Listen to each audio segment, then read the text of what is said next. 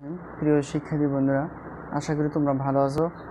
তো গত পর্বে আমরা আলোচনা করছিলাম নবম এবং দশম শ্রেণীর ত্রিকোণমিতিক অনুপাত, অর্থাৎ তোমাদের অধ্যায় 9 এবং অনুশীলনী 9.1-এর। তো এই সূত্রটা আসলে যে সূত্রটা আমরা 24 নম্বর পর্বে আলোচনা করছিলাম সেটা 2 খণ্ডে ভাগ করা আছে, তোমরা দেখে নিবা। তো আজকে তো আরেকটু সূত্র, শুধু একটা আমরা চিত্র অনুযায়ী দেখার চেষ্টা করব। সেই চিত্রটা আমরা শুধু দেখে তারপর একটু অনুশীলনমূলক অঙ্ক করার চেষ্টা করব। তো এখানে যদি কোণ আমরা থিটা দেই, এটা যদি ত্রিভুজ এ বি আর সি হয়, ঠিক আছে? তো এ বি সি ত্রিভুজের একটা সমকোণী ত্রিভুজ, এটা আমাদের কি ছিল? অতিভুজ। এটা আমার অতিভুজ ছিল, ঠিক আছে? তো এটা হতো ভূমি বা সন্নিহিত বাহু। হ্যাঁ, তো ভূমি বা সন্নিহিত বাহু কোনটা? বি আর সি। তো এ আর সি এটা হলো আমাদের লম্ব, ঠিক আছে? তো এটা আমরা বা লম্ব বা আমরা কি লিখছিলাম? বিপরীত বাহু, না? তো বিপরীত। তো বিপরীত বাহু আমরা মানে গত সূত্র অনুযায়ী শিখছিলাম পর্ব নম্বর 24-এ। তো অতিভুজ A B R BC R AC এটা তো সমকোণ ত্রিভুজ হলে আমরা এটা থেকে পিথাগোরাস একটা সূত্র বের করেছিলাম। সেটা হলো যে পিথাগোরাস একটা সূত্র আছে, অতিভুজ স্কোয়ার ইকুয়াল টু লম্ব স্কোয়ার প্লাস ভূমি স্কোয়ার। তো অতিভুজ বলতে এটার উপর স্কোয়ার হবে ইকুয়াল টু লম্ব স্কোয়ার, লম্বর উপর স্কোয়ার হবে আর প্লাস মাঝখানে ভূমির উপর স্কোয়ার হবে। তো যখন কোণ হবে এটা, অর্থাৎ কোণ যখন বি কোণ হবে, ঠিক আছে? অর্থাৎ কোণ যখন আমাদের কি হবে? এ বি সি কোণ আসবে, ঠিক আছে? অর্থাৎ মাঝখানে যেটা সেটা আমরা কোণ বলি, আর এটা কোণ চিহ্ন। তো এটা এ বি সি কোণ, তার মানে সি যে শেষে যে আমরা উচ্চারণ করছি সেটা আসলে সি কোনো কোণ নয়, কারণ কোণটা এটা। তো এখানে আমরা যদি এরকমভাবে দিয়ে কোণ আকারে দিয়ে দিতে চাই, তাহলে মাঝখানে যেটা অক্ষর বা যেটা তোমাদের প্রতীক বা বর্ণ যেটাই থাক না কেন, যেটা থাকবে সেটাই আমার বি কোণ। তো যখন এ বি সি কোণ অর্থাৎ এই পাশে কোণটা থাকে, তখন আমাদের এটা অতিভুজ হবে, এটা ভূমি বা সন্নিহিত বাহু হবে, আর লম্ব বা বিপরীত বাহু হবে। তো এখানে তো আর একটা বিষয় যে শুধু এইটা শুধু আলোচনা করার জন্য আমি এত কিছু, দেখো কোণ যদি এখানে হয়, ঠিক আছে? তো এখানে কোণ হলে অতিভুজ এটা, লম্ব এটা, ভূমি এটা। আর এখানে কোণ হলে আমরা ত্রিভুজটা এখানে নাম দিব, এ দিব, বি দিব আর সি দিব। তো এখানে অতিভুজ আমার অতিভুজে থাকবে। তো অতিভুজ এখানে অতিভুজের জায়গায় থাকবে, কিন্তু কোণটা উপরে যাওয়ার কারণে এখানে আমরা এই অনুযায়ী, দেখো এখানে আমার ভূমি ছিল, এই ভূমিটা এখানে থাকবে না, লম্বের জায়গায় চলে যাবে। তো এটা আমার ভূমি হয়ে যাবে, তখন এটা আমার কি হবে? ভূমি বা সন্নিহিত বাহুর মধ্যে চলে যাবে, ঠিক আছে? তো সন্নিহিত বাহু বা ভূমি বা সন্নিহিত বাহু এটার মধ্যে চলে যাবে। তো এই জায়গায় যে এটা লম্ব ছিল, তো এই লম্বটা আসবে ভূমির জায়গায়, অর্থাৎ লম্ব বা বিপরীত বাহু, ঠিক আছে? তো এটা সবসময় মাথায় রাখতে হবে। তখন এই অনুযায়ী কি হবে? কোন কোণ, অর্থাৎ বি এ সি কোণ, ঠিক আছে? অর্থাৎ এ কোণটা যখন বির জায়গায় থিটা আসবে, অর্থাৎ কোণ আসবে, তখন অতিভুজ এটা, লম্ব এটা, ভূমি এটা। আর যখন কোণটা বির জায়গায় না থেকে এর জায়গায় চলে যাবে, তখন অতিভুজটা ঠিক আছে, কিন্তু এখানে শুধু উল্টা, অর্থাৎ অল্টারনেট হবে। সেটা হলো এখানে লম্বের জায়গা ভূমির জায়গায় লম্ব আসবে আর লম্বের জায়গায় ভূমি চলে যাবে, ঠিক আছে? এইটাই। তো এটাকে আমরা ভালো করে বোঝার চেষ্টা করব। তো থিটা যখন এখানে থাকে এটা হয় অতিভুজ, এটা হয় লম্ব, এটা হয় ভূমি। আর থিটা যখন এখানে চলে যায় এটা হবে অতিভুজ, এটা হবে ভূমি, এটা হবে লম্ব, ঠিক আছে? এই জিনিসটা আমরা খুব সহজে মনে রাখার চেষ্টা করব। তো শিক্ষার্থী বন্ধুরা, এতটুকুই আলোচনা ছিল, যে সূত্র একটু বাকি, তো বাকি আর অতিভুজের সূত্র, sign theta, cos theta, tan theta, যে সূত্রগুলো আমি লিখে দিচ্ছি সেই সূত্রগুলো একটু প্রয়োগ দেখার চেষ্টা করব। বা আজকে তোমরা বোর্ড বই পৃষ্ঠা বের করবা। আমাদের বোর্ড বই পৃষ্ঠা হলো 184, অনুশীলনী 9.1-এর পৃষ্ঠা নাম্বার, অর্থাৎ পৃষ্ঠা বের করবা, 184 পৃষ্ঠা বের করবা। এখানে আমরা 1 নাম্বারটা অ্যান্সার করে আজকে চেষ্টা করব। তো 1 নাম্বার বলছে নিচের গাণিতিক উক্তিগুলোর সত্য মিথ্যা যাচাই করো, তোমার উত্তরের পক্ষে যুক্তি দাও। তো এটা সত্য মিথ্যা এক কথা প্রশ্নের উত্তর মতো। তো 1 নাম্বার, তো 1 নম্বর এখানে বলছে যে নিচের গাণিতিক উক্তিগুলোর মধ্যে সত্য মিথ্যা, আমরা সত্য মিথ্যা করছি না আগে, যে সত্য মিথ্যা, এটা সত্য হলে এটা সত্য, মিথ্যা হলে মিথ্যা লিখতাম। তো এখানে আবার গাণিতিকভাবে দেখাতে হবে যে কোনটা সত্য আর কোনটা মিথ্যা। এখানে উক্তিটা যা দেওয়া আছে দেখো তো, প্রশ্নটা 1-এর ক নম্বরটা। তো 1-এর ক নম্বরটা আমরা প্রশ্নটা ওঠার চেষ্টা করলাম। 1-এর ক নম্বর হলো tan এর মান সর্বদা 1-এর চেয়ে কম। tan এর মান সর্বদা তো tan এর মান সর্বদা 1-এর মানে 1-এর চেয়ে কি হবে, কম হবে। তো এটা আমাদের নৈবিত্তিকের জন্য কাজে লাগবে বা এমসিকিউর জন্য। তো আসলে এই যে আমি বলছিলাম না, তো অর্থাৎ দেখো tan আমরা থিটা পড়ছিলাম, তো থিটার জায়গায় এও থাকতে পারে, তো থিটার জায়গায় বিও থাকতে পারে, ঠিক আছে। তো এখানে থিটার জায়গায় কি আছে, tan এ আছে, তার মানে tan এটা এ হলো কোণের পরিমাপ।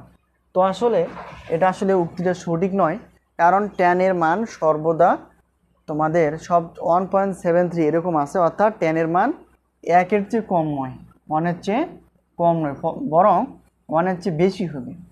তো এখানে সেই অনুযায়ী এটা কি কম।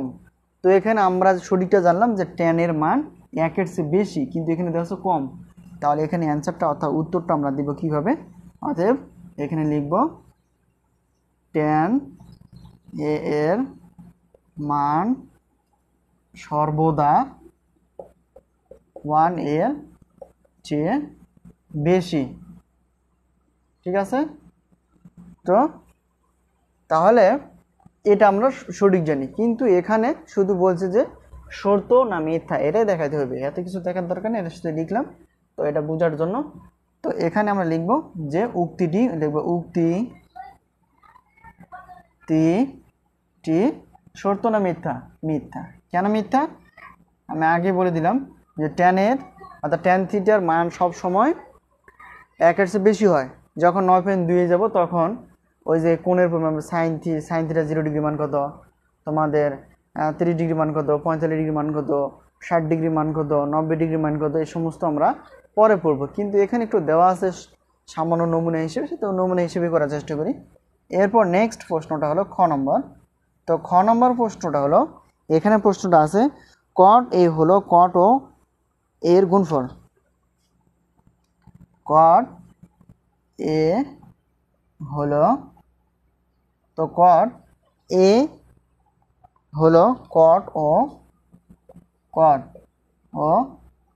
a cot ও এর গুণফল না, তো a এর গুণফল।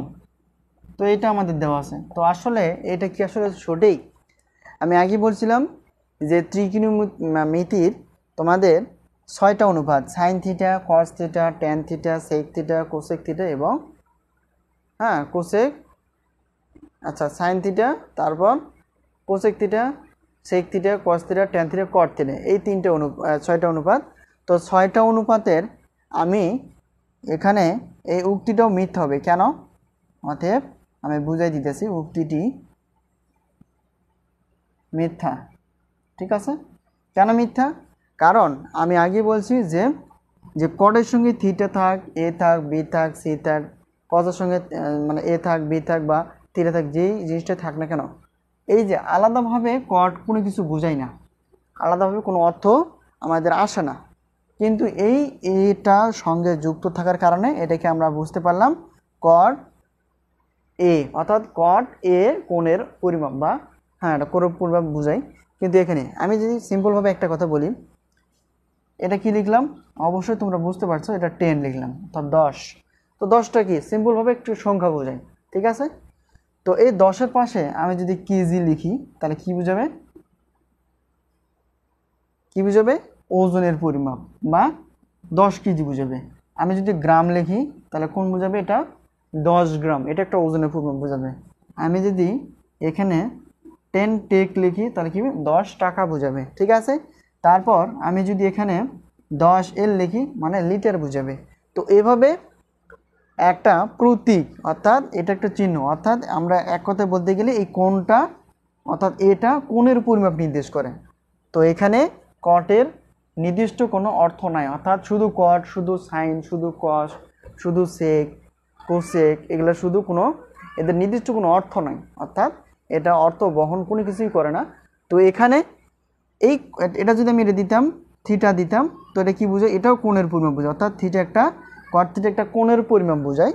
এখানে এ ছিল, অর্থাৎ এ, তাহলে কট এ হলো কট ও এর গুণফল। তাহলে এটা গুণ করলে যে এটা হয় এর জন্য না, এটার গুণফল আজও সঠিক নয়। তো এ কোনো নির্দিষ্ট অর্থ বহন করে না, আবার কটও নির্দিষ্ট কোনো অর্থ বহন করে না, অর্থাৎ দুইটা একসঙ্গে হয়ে একটা কোণের পরিমাপ নির্দেশ করে, সেটা হলো কটের, ঠিক আছে। তো এই জন্য উক্তিটা মিথ্যা, কারণ কটের সঙ্গে এ গুণ করলে এর গুণফল এটা হয় না। তবে আমরা সংক্ষেপে জানবো কট এ বা কট থিটা এটা নির্দিষ্ট একটা কোণের পরিমাপকে নির্দেশ করে, ঠিক আছে। তো এখানে গুণফল এটা সঠিক নয়, এটা তাহলে ভুল। তো নেক্সট গ নম্বরটা, তো গ নম্বরটা হয়তো এখানে জায়গা নাও হইতে পারে, ও এটা একটু করতে একটু সময় লাগবে। তো এখানে মার্কের একটু সমস্যা, একটু চেঞ্জ করে নেই। তো এখানে আমি এটা পরিষ্কার করতে হবে আমাকে। তো এখানে হ্যাঁ, এটা আমি পরিষ্কার করলাম। আশা করি তোমরা এই যুক্তিগুলা বা উক্তিগুলা সহজে বুঝতে পারছো। তো এখন আমরা গ নম্বরটা করার চেষ্টা করবো। গ নম্বর, তো গ নম্বরে একটু গাণিতিকভাবে দেখা আছে যে এর কোন একটি মানের জন্য সেকে 12/5, এর কোন একটি মানের জন্য, কোন একটি মানের জন্য বা কোন একটি মানের জন্য, কোন একটি মানের জন্য, তো এর কোন একটি মানের জন্য সেক এ ইকুয়াল টু, অর্থাৎ সেক এ ইকুয়াল টু 12 কি বোঝায়? 12/5 না, তো 12/5।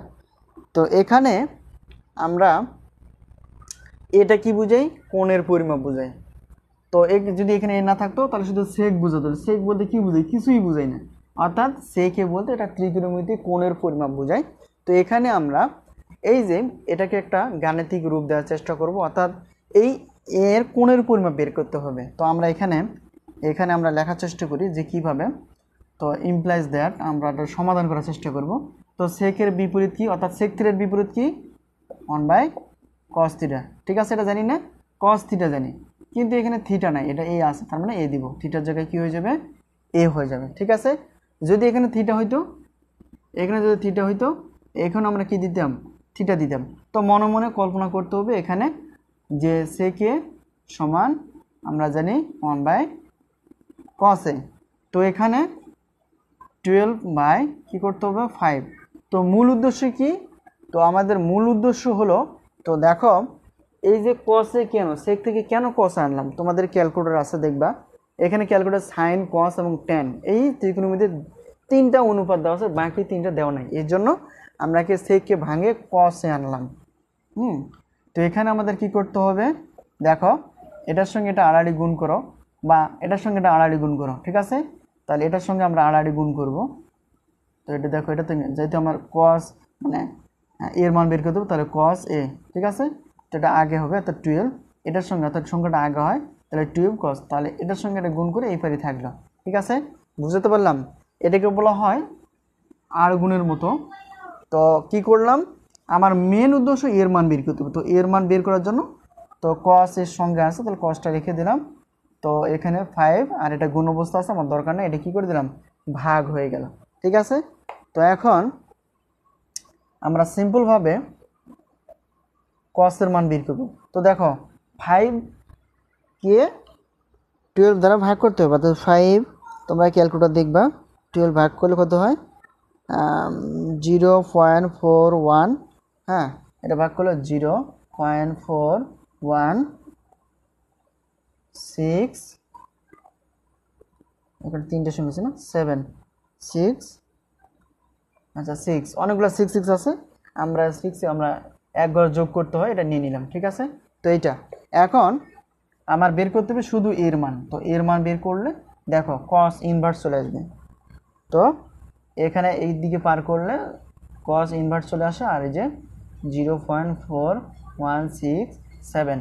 ঠিক আছে, বুঝতে পারলাম? শুধু এর মান বের করবো, এ আর cos যেটা থাক আর সাইন থাক, এটা ইনভার্স চলে আসবে। তো cos ইনভার্স, আর এটা যে মানটা আমরা পেলাম সেটা ব্র্যাকেট হিসেবে ক্যালকুলেট হবে। দেখো, তো ইনভার্সটা আমরা কীভাবে উঠাবো সেটা আমরা দেখার চেষ্টা করি। আমরা যাদের এই ক্যালকুলেটরটা আছে আমরা শিফট চাপবো। তো শিফট চাপলাম, চাপার পর আমরা cos-এ আসলাম। দেখো cos ইনভার্স আসছে, তারপর যে ব্র্যাকেট দিব, তারপর যে মানটা আছে 0.4167, তো ব্র্যাকেট দিয়ে ওকে দিয়ে দিব। দেখো 60 অর্থাৎ 65.373 ডিগ্রি আসছে, কারণ এটা কোণের পূর্ব নির্দেশ করে। অতএব এই যে এটা আমাদের কিসের পূর্ব নির্দেশ করে? তো কোণের পূর্ব, তাহলে 65.373 ডিগ্রি। ঠিক আছে, কারণ এটা কিসের থিটা বা A B C alpha beta gamma এগুলো কোণের পূর্ব নির্দেশ করে, এই জন্য ডিগ্রি এখানে দিলে চলবে না, একদম শেষেরটা দিতে হবে। ঠিক আছে, তো আরও একবার, তো এর কোন মানের জন্য, অর্থাৎ আমরা যেটা পাইলাম এই মানটার জন্য একটি মানের এটা হবে, অর্থাৎ সেকে 12/5। তো আমরা সেকের বিপরীত কি জানি? 1/cos। তো cos এ আসে, তাহলে cos এ দিয়ে দিলাম। তো এখানে এটা আড়াআড়ি গুণ করবো, এটার সঙ্গে আমরা এটা গুণ করবো, কারণ এটার সঙ্গে এটা গুণ করে আমরা এই পাশে রাখতে হবে, আর এটা গুণ করে এই পাশে রাখতে হবে। তো cos এ মূল উদ্দেশ্য এর মান বের করতে হবে। এটা এই পাশে রাখলাম, ইকুয়াল টু 5টা উপরে থাকবে, আর এটা গুণাকার আসলে এটা কি ভাগ হয়ে যাবে। ঠিক আছে, ভাগ হয়ে গেলে এখন এটা 5 দ্বারা 5কে 12 দ্বারা ভাগ করলে 0.4166 এরকম অনেকগুলো আসে। আমরা কি শুধু একটা 1 ঘর নিলাম, অর্থাৎ যোগ করে 7 নিয়ে পূর্ণ করলাম। তো এখানে a ইকুয়াল টু, তো শুধু এর মান বের করতে হবে। তো এর মান বের করবো, তাহলে cosটা কী হয়ে যাবে? ইনভার্স চলে হয়ে যাবে, আর একটা ব্র্যাকেট দিয়ে দিতে হবে।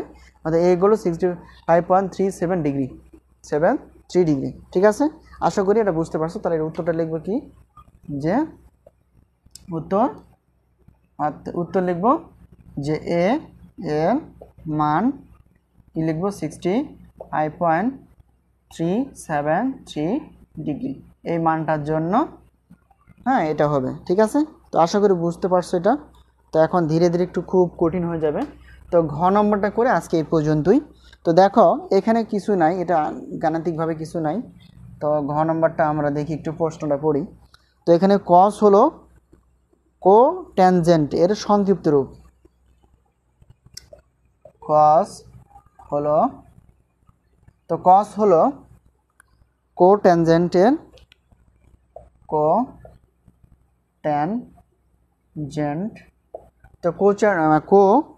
কোট্যানজেন্ট এর সংক্ষিপ্ত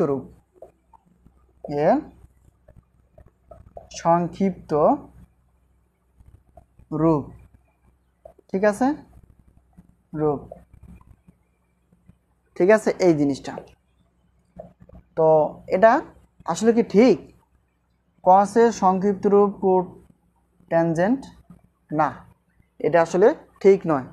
তো cos এর সংক্ষিপ্ত, এটা জ্ঞানমূলকের মতো, সংক্ষিপ্ত রূপ হলো কোসাইন। ঠিক আছে, এটা cos এর মানে cos এর সঙ্গে সাইনের সম্পর্ক আছে, ট্যানের সঙ্গে কটের সম্পর্ক আছে, সেকের সঙ্গে কোসেকের সম্পর্ক আছে। সেই অনুযায়ী cos এর সংক্ষিপ্ত রূপ কোনো সময় কোট্যানজেন্ট হবে না। তো cos এর সংক্ষিপ্ত রূপ হবে কোসাইন। তো কোসাইন হবে cos এর সংক্ষিপ্ত রূপ। তো আশা করি তোমরা এই যে সংক্ষিপ্ত যে আলোচনা আছে তোমরা বুঝতে পারছো। তো প্রিয় শিক্ষার্থী বন্ধুরা, আজকে এই পর্যন্তই। ভালো থেকো, সুস্থ থেকো, পরবর্তী ক্লাসের জন্য অপেক্ষা করো। তো পরবর্তী ক্লাস খুব শীঘ্রই আসবে তোমাদের সামনে। তো আজকে এই পর্যন্তই, আল্লাহ হাফেজ।